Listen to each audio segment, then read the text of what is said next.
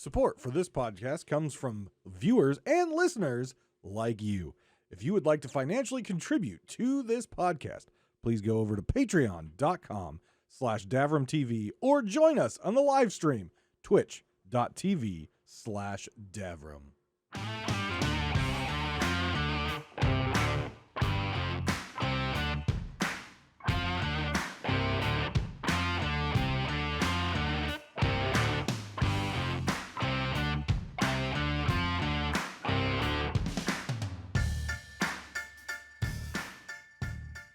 Welcome to Pirate Talk Radio, your podcast for Sea of Thieves news.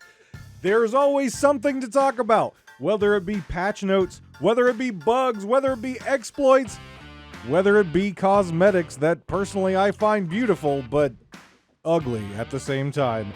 Sit back, relax, and enjoy the show.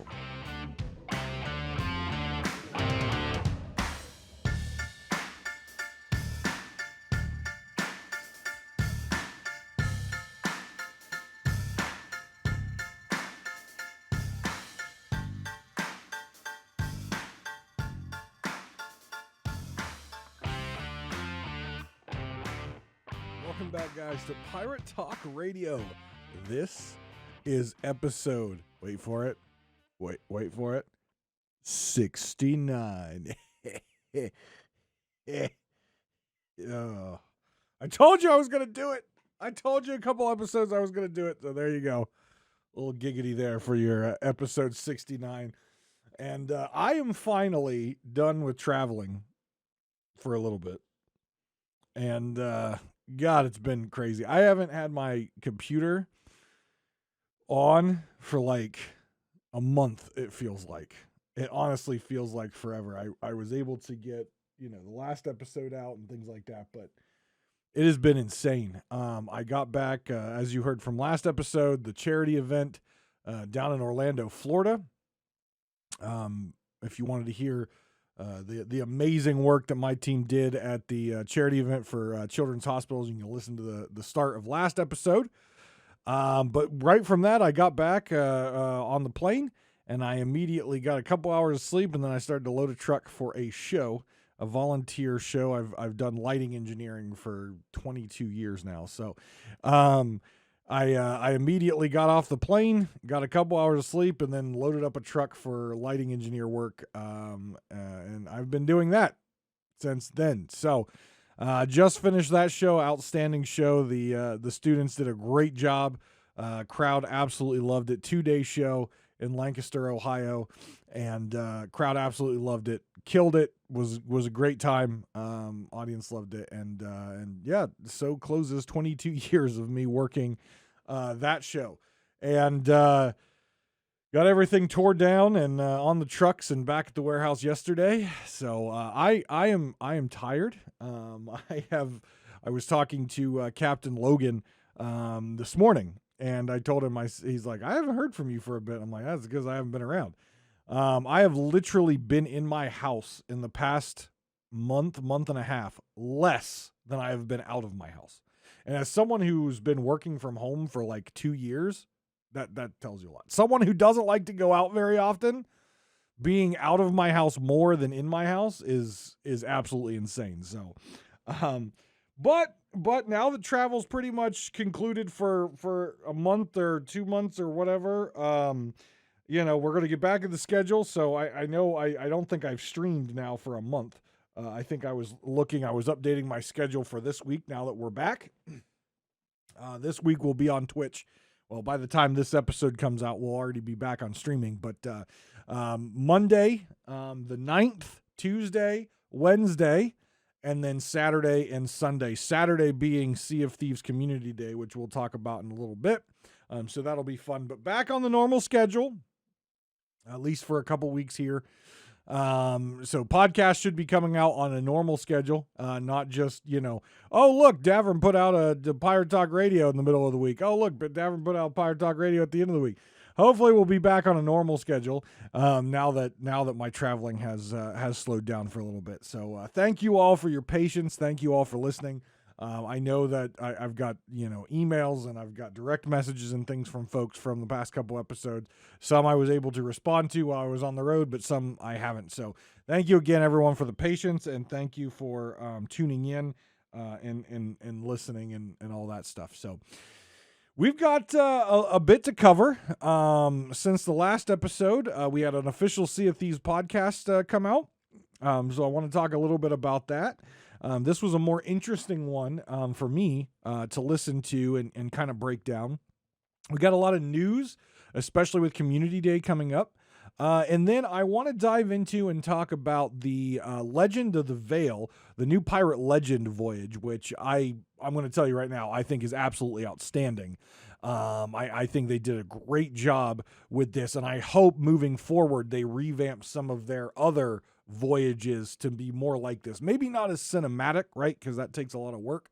But at least with this kind of randomized module model, I think they really hit gold with this, and I think they need to revamp some of the old systems with this. So we'll get into that in a little bit. But let's start with the news.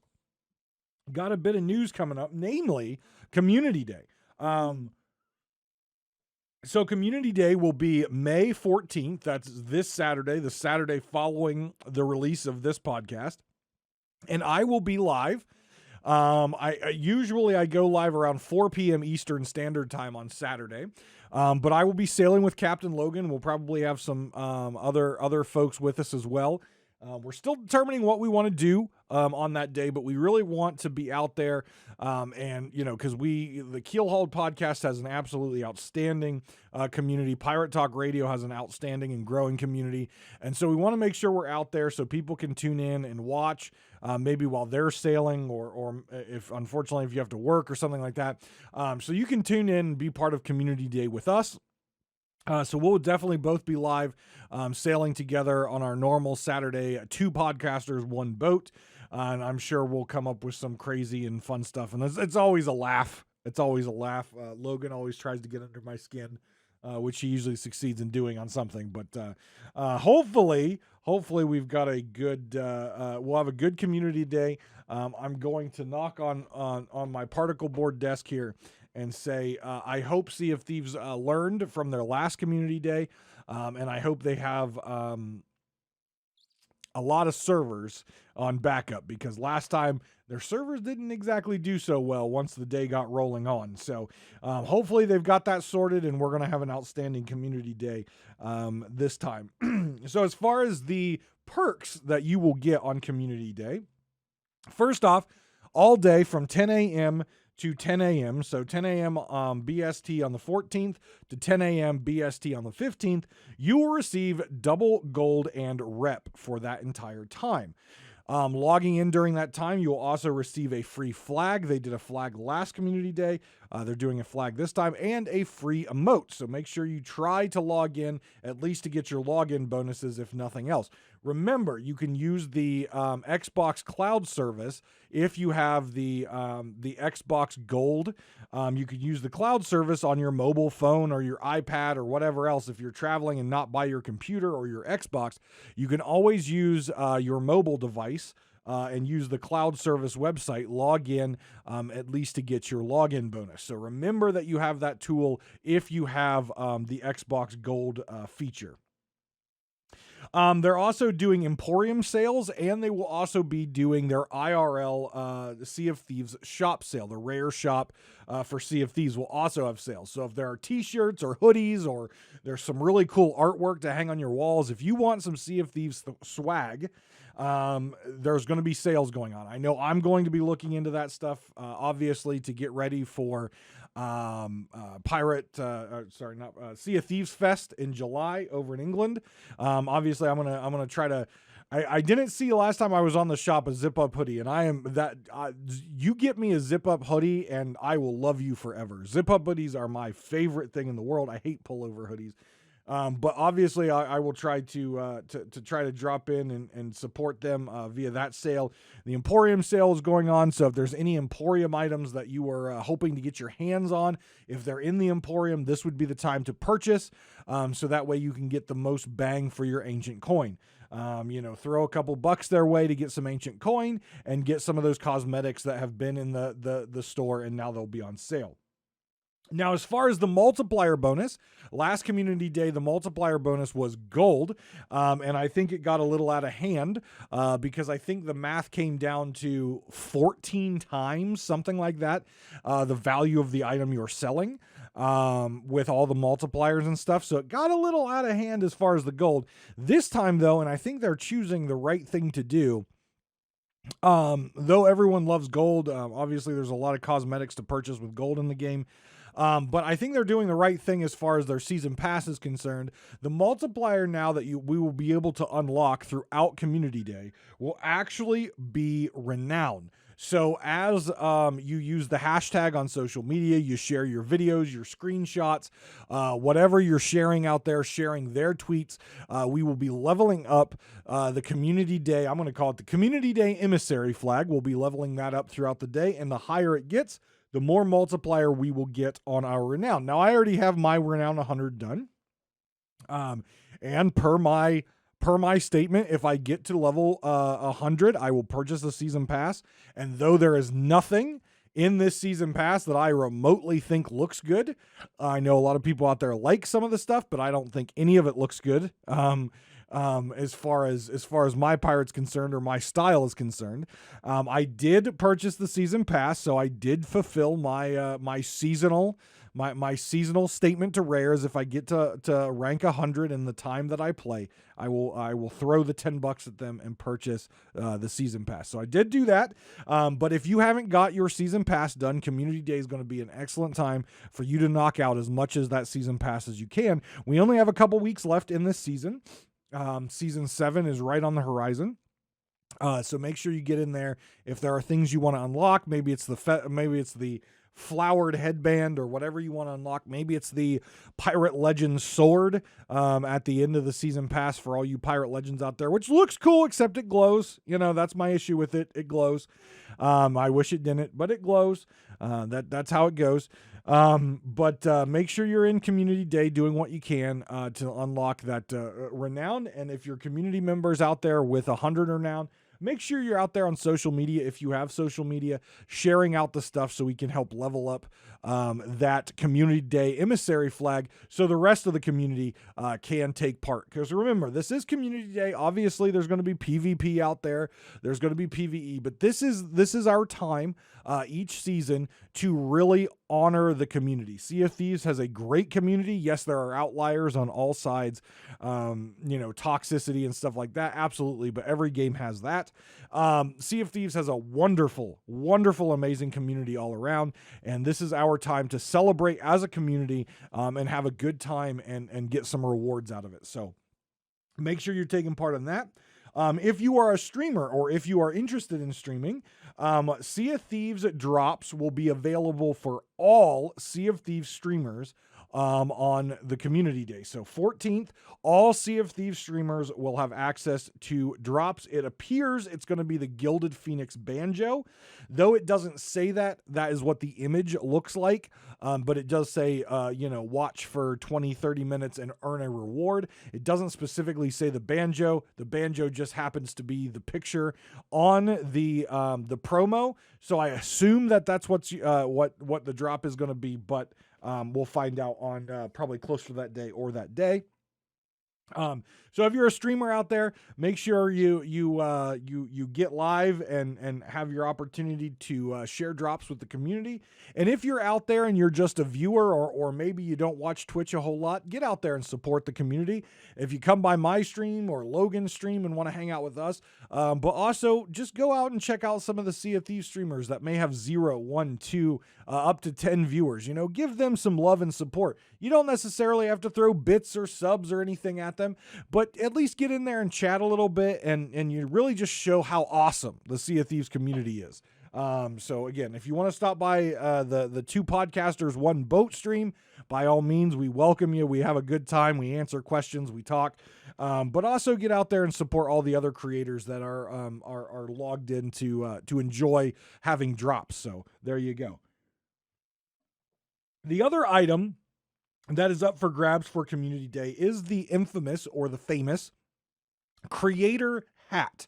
Now, for Community Day, how they do the hats is they give a lot of those hats out during Community Day, and they are for nominations. So if you have a particular pirate, maybe they put out some really cool pictures, maybe they do some really fun media stuff on YouTube or Twitch, or maybe they do some really cool things out there. Logan with his podcast, me with my podcast, Captain Blubber with his podcast and his hilarious videos showing up bugs in Sea of Thieves. Whatever the case may be, if there is a creator out there, either on Twitch, YouTube, or maybe they just share really cool photos on Twitter, and you see them and you enjoy their Sea of Thieves content, make sure that you share a little story about them. Make sure you retweet something that they've done and use hashtag Sea of Thieves Community Day and hashtag Be More Pirate. And with those hashtags, they will be entered into a pool of people that may receive the creator hat, the nice teal hat with the white flower that people from the Sea of Thieves shot competition and stuff like that. So this is your opportunity, again, to honor people of the community that may not necessarily be a big-time streamer, a big-time YouTuber, but put out some really cool Sea of Thieves content. So make sure if you know someone out there in your community, a friend of yours, or anything like that, that you feel that the stuff that they put out on Sea of Thieves is deserving of the creator hat, make sure you get out there and show off or tell about their content using the hashtag Sea of Thieves Community Day and hashtag Be More Pirate on Twitter. And maybe you'll make their day and they will and they'll finally get a hat. I'm telling you right now. So Logan, I know, got a hat last Community Day, which well deserving. That man has put in a lot of work with his podcast over the years.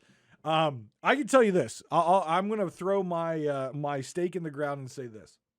If I'm nominated for the creator hat, it's going to get to rare, and like Joe Neat's going to be like, that is the asshole that yells all the time about our game. Denied. Okay, I'm not going to get this hat. This hat is not something that Davrim's ever going to have. It's not ever going to be in my equipment chest, because I can tell you right now, okay, obviously Logan and I will be at Sea of Thieves Fest, and I was joking with him the other day.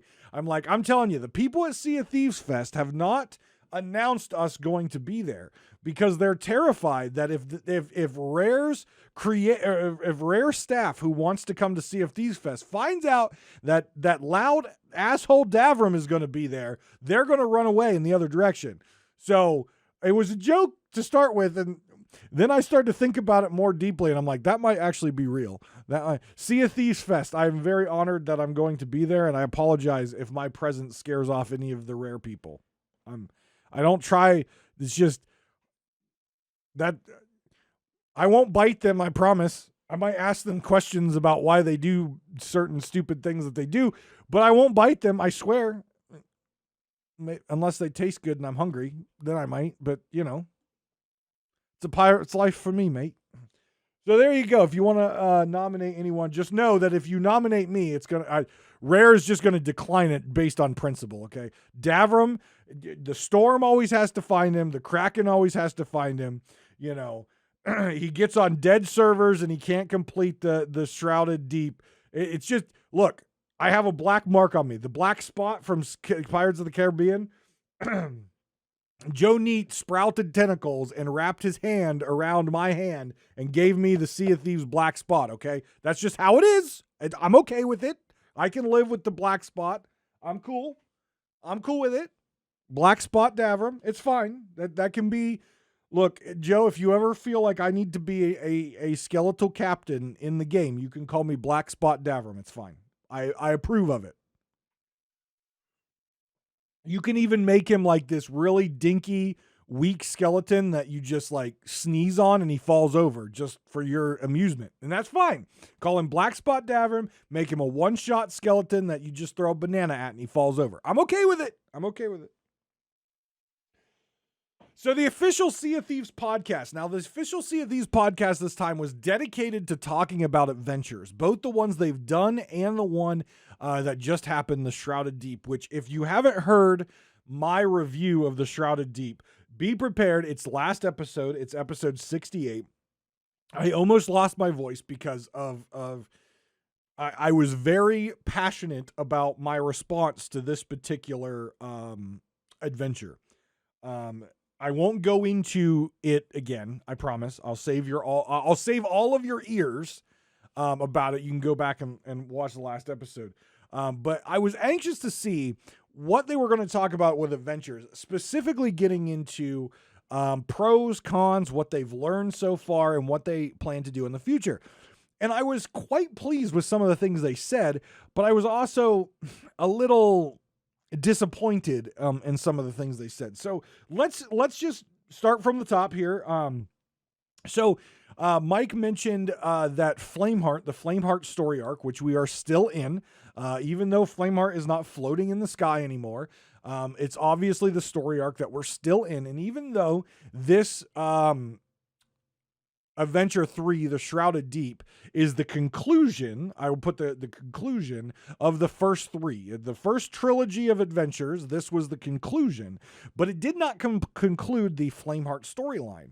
And according to Mike Chapman, the Flameheart storyline will continue, but will be concluded and come to resolution by the end of this year. So sometime between now and December 31st, we should see the end of Captain Flameheart's story arc. Now, whether that ignites into another story arc based on our choices, whether Flameheart's done and over with for now, whether, the Dark Brethren come and kind of take the center stage in the villain department, we're not quite sure. But Mike did say that the Flameheart side of this story arc will be concluded by the end of this year. So I'm anxious to see what we're going to go do next. Obviously, with the Shrouded Deep, we found out that Flameheart is trying to come back into a physical form some way on the Sea of Thieves, and he needs the veil. And one of the items that he requires for his arms race, as it is with the Pirate Lord, is the Veil of the Ancients, and it's in the Shrouded Ghost, and we go through that piss poor adventure, and then you can lead right into the Legend of the Veil, which we'll talk about in a little bit. But I'm anxious to see where they take this next. Obviously, Mike alluded to, for a very long time now, though it seems like we're beating Flameheart, and though it seems like we're doing things that is going to lead to his demise and his eventual defeat, it appears, though, Mike said, if you go back and start following things, going all the way back to Duke and the Mermaid Gems, we are playing into Flameheart's hand. And he didn't go into any more details than that. He didn't really talk too much about it because he didn't want to give away anything that's coming. But he said it feels like we're beating him, but in actuality, if we look at things holistically, not in like adventure, not in going back before adventures and looking at that, he said we're playing into Flameheart's hand. So it's very interesting as to what that's going to mean for this story and what comes next. Obviously, we've seen the Servant of Flame, Flameheart Jr. We know that they've got the force of the Spanish ghosts and the forts on their side. Obviously, we've got the Dark Brethren out there, which hasn't really been heard from or seen since A Pirate's Life, aside from the brief moment in the one of the trailers where you see Wanda, that's with an A, not an O, Wanda, not Wanda, on the ship approaching one of the Spanish forts.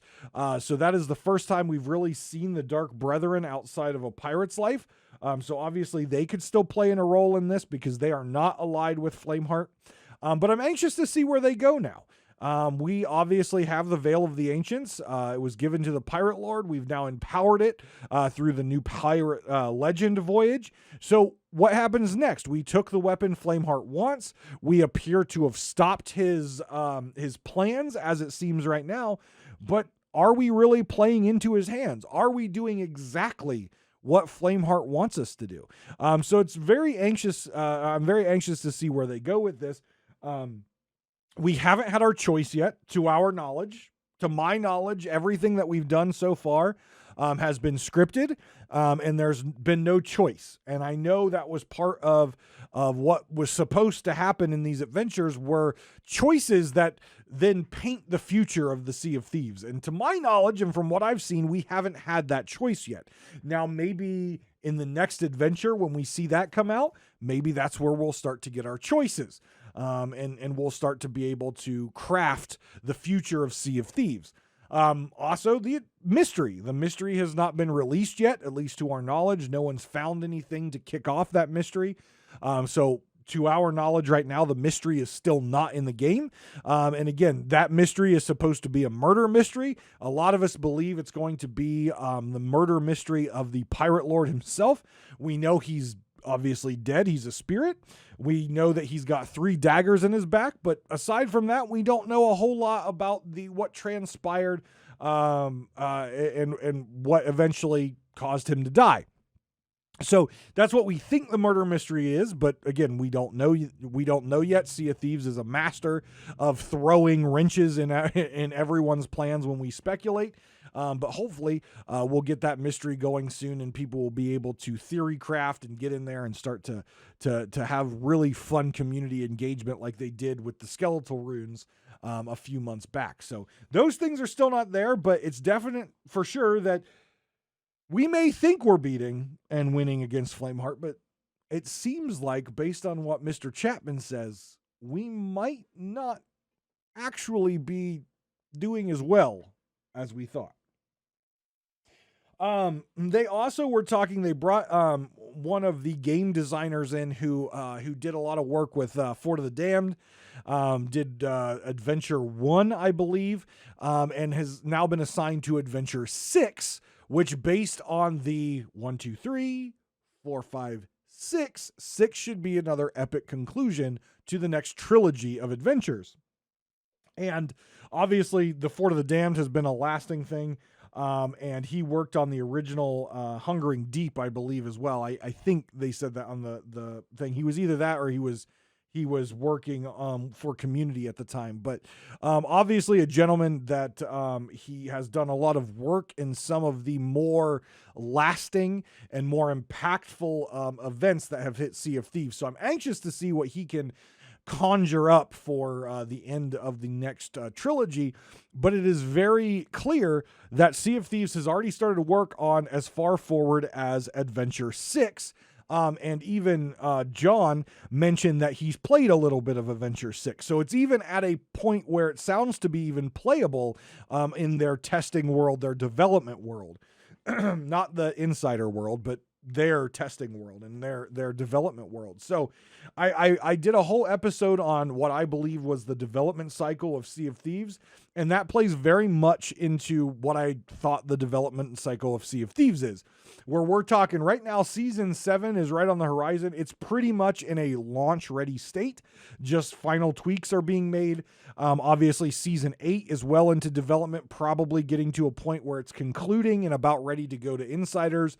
Season 9 is probably in development right now, and Season 10 is probably moving from concept to development.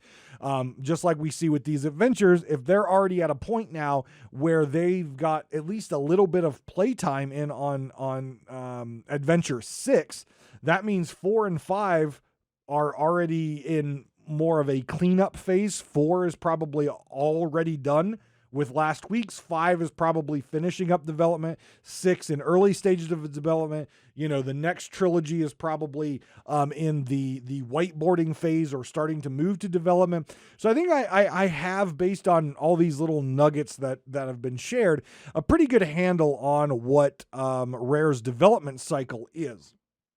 Now, speaking of the development cycle, I have brought up multiple times my concerns with their development cycle, and that they bite off more than they can chew, and they don't have time with this very rigid schedule to make sure everything is neat and tidy. We saw that with Shrouded Deep. We had a great thing in theory, and when it works, but when it doesn't work, it's garbage. And we've seen that across the board for a long time. And I believe it was very telling during the podcast when Mike talked about Adventure 2, when they were talking about feedback that they've learned so far in their adventures. And in Adventure 2, he said specifically, he felt that the original iteration of Adventure 2 was a little too light for what they were trying to get. So they decided to add, you have to go out and find all the residents of Golden Sands. But unfortunately, that added that RNG element that none of the community liked unless you got really lucky.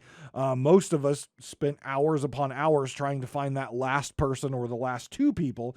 And what Mike said, he was very transparent and honest, which I appreciate. He said, we just didn't have time. When we realized the RNG element was there and was bad, we didn't have time to address it before the release date. And so that has been my concern for a while, is that a lot of these buggy things, a lot of these things that aren't as clean, right? And let's be honest, the words in the podcast came out several times, classic Sea of Thieves. I really think this just goes to the fact that they sometimes have visions of grandeur and sometimes they pay off, or they pay off when things work, but because of time constraints, they can't make it a clean, they can't make it a, boxed in, elegant solution. It's got all these rough edges and rough bits that then cause bad player experience, or they just don't hit 100% of how they were designed.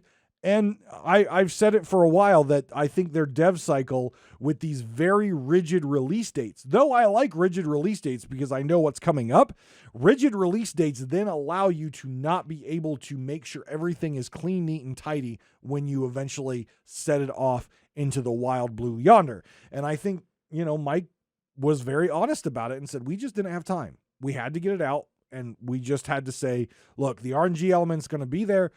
Hopefully people don't have a bad experience, but if they do, we just need to take it as a future state. And he said that they would be eliminating these harsh RNG elements for future limited time content. Now, with that being said, again, we saw this exact same RNG piece with the Shrouded Deep.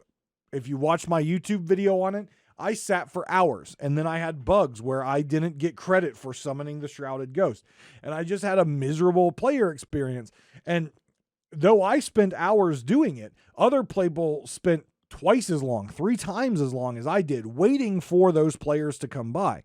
So obviously the Shrouded Deep came out probably after they had the RNG. It came out after the RNG debacle of Adventure 2. But again, it was so fresh that they didn't have time to really tweak that. And they were very committed to honoring the Hungering Deep, which required 5, unique pirates in order to do. So they were very committed to that. And unfortunately, again, in theory, when it works, it's amazing. But when it doesn't, it's garbage.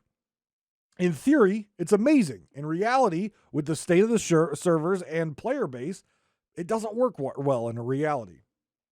So I was a little disappointed to one, not hear them acknowledge that there were a lot of bad player experiences out there from Shrouded Deep, because they went with the theory, which is great when it works. It fails miserably when it doesn't.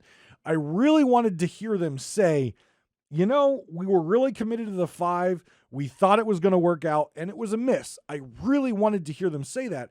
But they focus so much on the cool screenshots and the videos of people that actually completed it and had a positive experience. And don't get me wrong, I said in the last episode that the final fight was absolutely A+. It was outstanding. It felt like Sea of Thieves. I was cheering. I was loving it.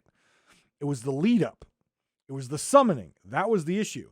And they focused so much of their time on the podcast that they talked about the positivity of the end, but the end wasn't the issue. It was the lead up that was the issue, right?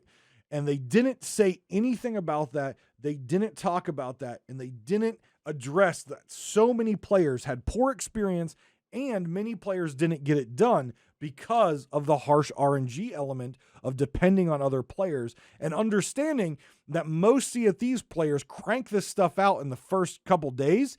And then week 2, week 3, it's near impossible to get it done. And it's supposed to be a 3-week event. So I was really disappointed that they didn't really address the elephant in the room there. They focused on, again, the most positive piece of it. That final fight was epic. They did an amazing job with it. The music and the cameo of Pendragon and the ghost ships and the Shrouded Ghost and Bell and Merrick. And it was just an amazing fight. But they didn't focus on what was the more critical piece, which was the lead up, which was really, really bad. So I was very disappointed that they didn't discuss that. And I think, again, Mike Chapman sums it up when he says, in regards to the Shrouded Deep, when it works, there's nothing in gaming like it. I agree.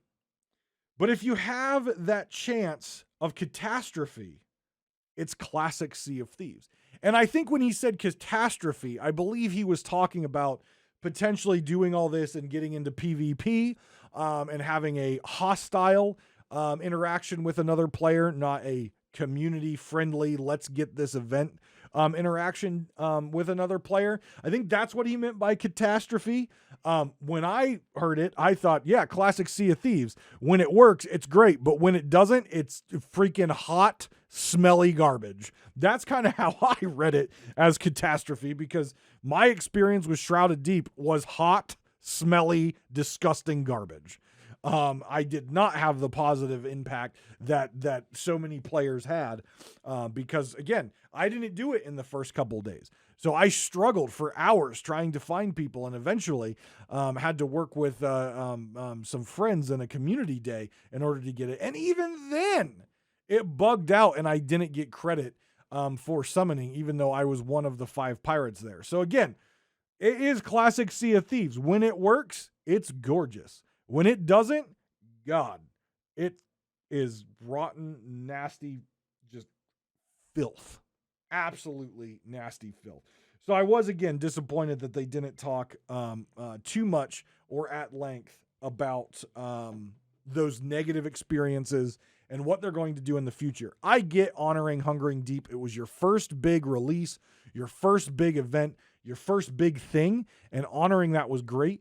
But you always have to take in mind what the current state of the game is. And with the current state of your servers and the player base, it just was not it was in reality, it was an event that just laid just a red carpet out for bad player experience. And that's what they got. So again, I know it just came out. And they wanted to focus on that positivity. They recorded this podcast right after it came out. So sure, a lot of the focus was going to be positive because those were the early adopters who were able to quickly get people in there. I don't necessarily think that if they re-recorded that segment now that it's over with all the harsh feedback that they got across social media on how long it took to get things going and how they couldn't find people to do it. I think maybe we might get some words that were a little different, but we're not going to know that because they're probably not going to talk about it. They're just probably not going to talk about it. They're going to move on to the next thing. So I was obviously incredibly critical, rightfully so, and harsh on Shrouded Deep, which put me in a very negative mindset, understanding that there was a new Pirate Legend voyage that was supposed to be grand and cinematic. And I was skeptical because they both released at the same time. And obviously I had a poor experience with one. And my fear was that they classic Sea of Thieves this one, where if it's good, it's amazing. It's the best thing in gaming. But if it's bad, it's unplayably bad. And I can say that my reluctance, my doubt, it was completely misplaced. Legend of the Veil is by far the best voyage I think Sea of Thieves has ever done. I think it's the best voyage they've ever done. It mixes the best parts of Tall Tales, the fun cinematic interactive stuff with the pirate lord on your ship and talking to you, with the best parts of voyages. And that is, you get to dig, you get to talk to people, you get to solve some puzzles, you get some new maps, you get some lore. But what's the best part about this is it's different every time. Now, eventually, you'll probably get a duplication, right? But there are so many different modules, from the watery graveyard to finding suds on an island, to Bell, to finding digs, and the map is literally a drawn picture of an island, and you have to identify which island it is based on the picture, which, by the way, is challenging at times. I got a map the other day that was literally sand and a bush. Sand and a bush. That's it. It was sand and a bush. I did find it. It was in the Devil's Roar, but it was sand and a bush. And that's all I got. But that's part of the fun, right? Like, think about it. If you think about it, even though it's not a true X marks the spot map, like, we would think an X marks the spot would be, from a stereotypical, like, pirate from a TV show, right? Couple paces this way, look for the bent over tree, 3 jumps from here, do a couple jumping jacks, diddle yourself across the water, jump off a cliff, swim to shore, crawl on your hands and knees, that kind of stuff, right? But this adds a new element, a new fun element, a new somewhat challenging element to a basic X marks the spot map. And I like that. And all these different bits are like, and Mike said it the best in saying they're Lego pieces. And we've got all these Lego pieces. And as you pick up the Veil of the Ancients, it selects these random Lego pieces, these modules, and builds your adventure. Now, the ending's always going to be the same, but it selects all these bits to get you to the ending. And so it's always different. I have now done a Veil of the Ancients, or Legend of the Veil 3 times, and all 3 times have been different. I've done the digs, I've done suds and the puzzles, and I've done the graveyard, and they're always just a little bit different. Something is a little bit off. You get to learn something new. And I find it very fun. Now, there are obviously issues with this, right? I would strongly suggest, unless they've patched it out by now, that you be very careful with the ancient chests that you get, because some of these items seem to be coded as tall tale items, which means once the tall tale is done, things despawn. I have literally watched items disappear from ancient chests. So my advice to you, if you've not experienced this yet, when you get your ancient chest full of stuff on your boat, immediately take it out of the ancient chest and make sure that you just sell the ancient chests. Don't use them as collector's chests, even though they can be, because you run the risk, because the ancient chest is a tall tale item, you run the risk of your stuff disappearing, which is never fun, especially since Athena loot is hard to come by anyways. It's never fun to lose your stuff. So there are some obviously bugs that they need to work out. But overall, I love the design of this modular system. I love what they're doing with the ship graveyards. Those are so fun to explore. I loved the feature with the Spanish forts that you can get the loot in the 2 locked rooms and you can have some loot. But if you want to maximize your loot in gold, you need to open up all the cupboards and the boxes and move stuff. And now they've taken that to the next level where you've got the music boxes and you've got the cupboards and you have the boxes. But now you can move rugs and you can move pillows and a whole bunch of other stuff in order to maximize the amount of loot and gold that you can get while you're searching for the key in order to get your Veilstone. So I think that's an absolutely excellent modular system. Furthermore, because it's different each time, it sure beats Thieves Haven runs. Thieves Haven runs have been the way to do Athena grinds for, well, since they came out. And it sure beats that, because Thieves Haven runs, they're always the same, right? They're always the same every single time. Thieves Haven, Snake Island, or Devil's Ridge, I think. Thieves Haven, Snake Island, Devil's Ridge, Thieves Haven, done. Do another one, right? And you don't get that much Athena loot unless you're lucky, right? You get a lot of gems usually, but not a whole bunch of Athena loot. And then you've got the actual Athena voyages themselves, which are just long and beat your head against the ground, where you've got to deliver cargo. You have to do X marks the spot, and you have to kill skeletons. And they just take a long time, and they don't exactly give you the best rewards at the end of the day. I think they've done a great job with the reward system of Legend of the Veil, that sure, you don't get everything Athena loot, but you do get a good chunk of Athena loot at the end. You also get some skulls and some chests, and some merchant crates, but you get you get a good chunk of Athena loot at the end. And by the time you get done with Legend of the Veil, you will be grade 5 Athena, and you can pick up your Athena voyages. I think it's great, and I hope they don't nerf that. I know back in the day they had some issues with the emissary system, and they made sure that you had to do 2.5 Thieves Haven runs in order to get grade 5, and that just felt bad.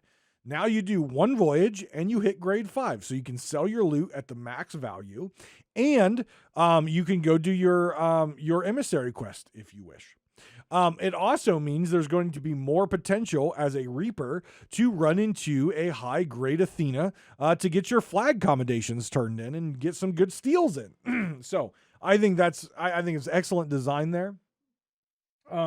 Now, when it comes to the final fight, I think they hit just about every goosebumpy good level for me on this. One, it's naval based, right? We're at a pirate game. It's seas. You've done enough of the stuff out there on the land. Now it's time to work on your naval skills, where you've got ghost ships shooting at you and pelting you. You have to blow up Spanish forts, which have risen out of the water and appeared through the memories of the Sea of the Damned. And you actually have to destroy them, right? First time we saw destructible terrain was in A Pirate's Life, when you were destroying the big mermaid statues. And that felt epic, and that felt super cool. Now we've got Spanish forts that actually fire back at you. So they feel like real forts. And it feels like you are assaulting, a fort with cannons, giving them full broadsides and blowing chunks off their wall, completely razing it to the ground. It feels exactly like it should if you were a naval, warship out on the seas and you were bombarding a town or bombarding a fort. It feels great, and you get to see it fall, and then you can go get some of the supplies. Other cool thing that I give a tip of the cap to Caleb, that's oftentimes on the Keelhaul podcast. He scienced some stuff out and found out that you could use the cannon to launch onto the forts. You can slay the phantoms, which are shooting the cannons at you. And if you do so, the cannons stop firing. So you can actually disarm the forts if you can get a good shot on them. There's no way for you to climb up on any of the forts from down below until they're destroyed, but you can get a cannon shot on them and disarm them by killing the cannoneers on it. So I thought that was kind of cool that Caleb found. I was actually on I was actually playing off stream.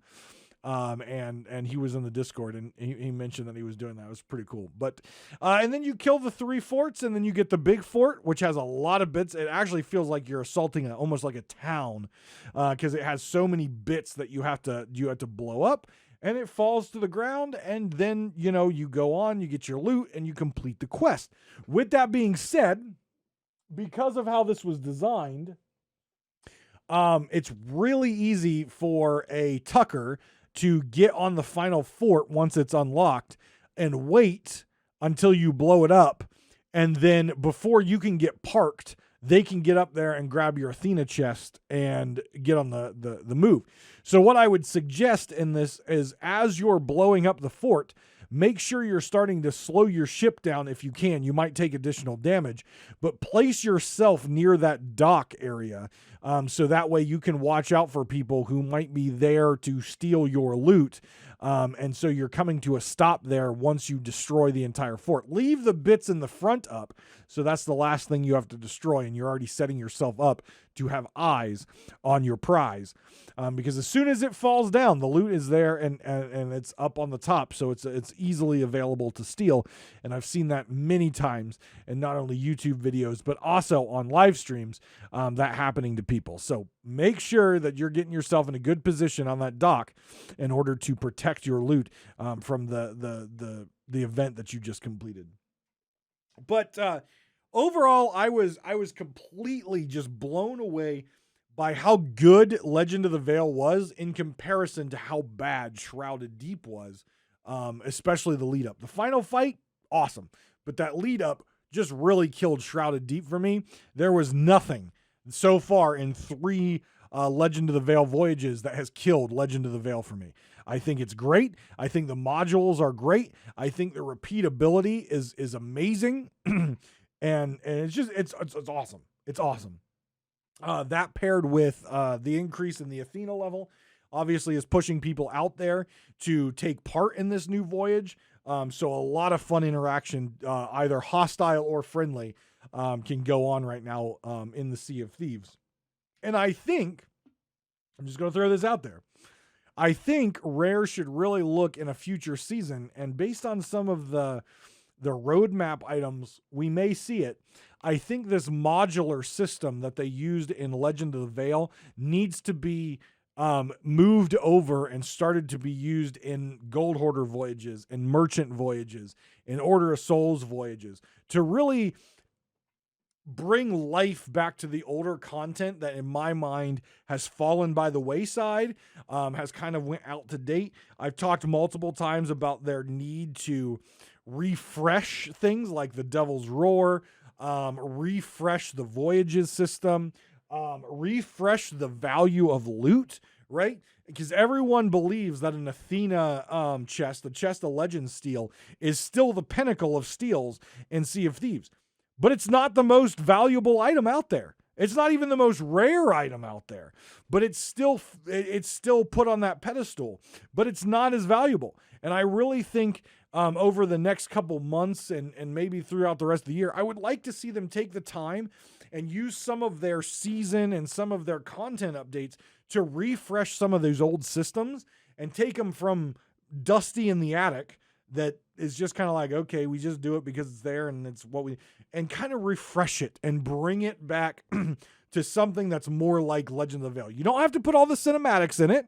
You don't have to take that time and put the cinematics in it, but adding some more interest, intrigue, making them different each time with the modular system, instead of just a whole bunch of scrolls, right? Making them a little different each time, I think would go a long way in refreshing some of that old stuff and redistributing the overall gold that's available out there. So again, taking items and pushing them to the top, making them valued based on their rarity, and bringing some of the other items back into the fold to make a really good structure, not only to make the players who earn those items through voyages feel like they got something rare and that's going to be very valuable to sell, but also to really put that value on it for steals and sinks, and those PvP pirates who are going after those rarity items and those steals, those epic steals.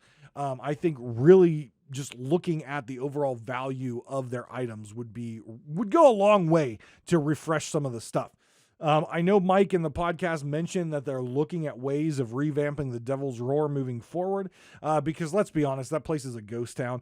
I went to the Devil's Roar, I think the first time in a long time when I was doing the Shrouded Deep in order to get that Megalodon out there. But overall, the Devil's Roar is just an avoided place.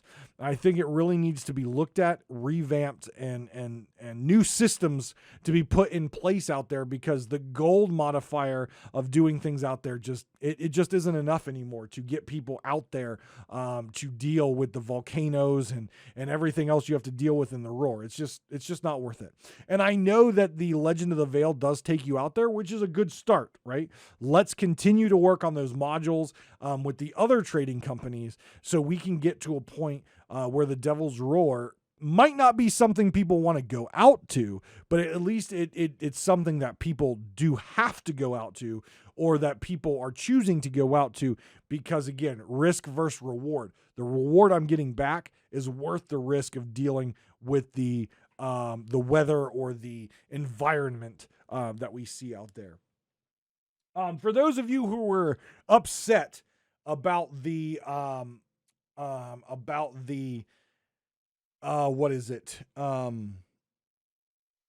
the increase in the Athena. Personally, as someone who's played as long as I have, having something now to grind, aside from emissary ledgers, is great. I think I'm 21 right now on Athena. It's going to take me a while to get to 30 just based on my playtime, and I'm in no rush to grind it out. I'm in no rush at all. I want to enjoy it. I want to have a good time with friends and people. But I think a increase in the other trading companies are coming. I don't know if it'll be season 7 or season 8, but I have a feeling by the end of this year, the other trading companies will go up to 100. So just be prepared for that. And I think as that increases, just like Athena, we will see some sort of new voyage system in there. I'm hoping they just take this modular thing and keep tweaking it and making it better and rolling it out to all the trade companies, increase that, giving people, again, reasons to log in, reasons to play, reasons to grind out. That's what they have to do. And again, avoid RNG elements of their adventures, because they've done a great job with these adventures in theory. In actual practice, they've fallen a bit short. So I'm anxious to see what adventure number 4 will bring us and where we're going to go now, after the events of the Shrouded Deep and also the Legend of the Veil. Now that we have the Veil Stones and the Veil of the Ancients, I'm anxious to see where we're going to go with this and see what the next chapter of Sea of Thieves is going to bring. But guys, that'll do it for episode 69. It wasn't rage-induced this time. A lot of positivity from me. It's a rare thing, right? A lot of positivity. I do not, unfortunately, have a Would You Rather this week because, again, I have been incredibly busy. But if you want to take part in the Would You Rather series, hit me up on Twitter or the Discord or via email. All those links and information are always in the show notes. And submit your Would You Rather. If you want examples of Would You Rathers, you can check out the previous 2 episodes in that segment, Would You Rather. Love to hear from you and hear what you would pose to the community of what they would rather do or have in Sea of Thieves. But guys, enjoy Community Day. Take care of yourselves and each other. And I will see you next time on Pirate Talk Radio.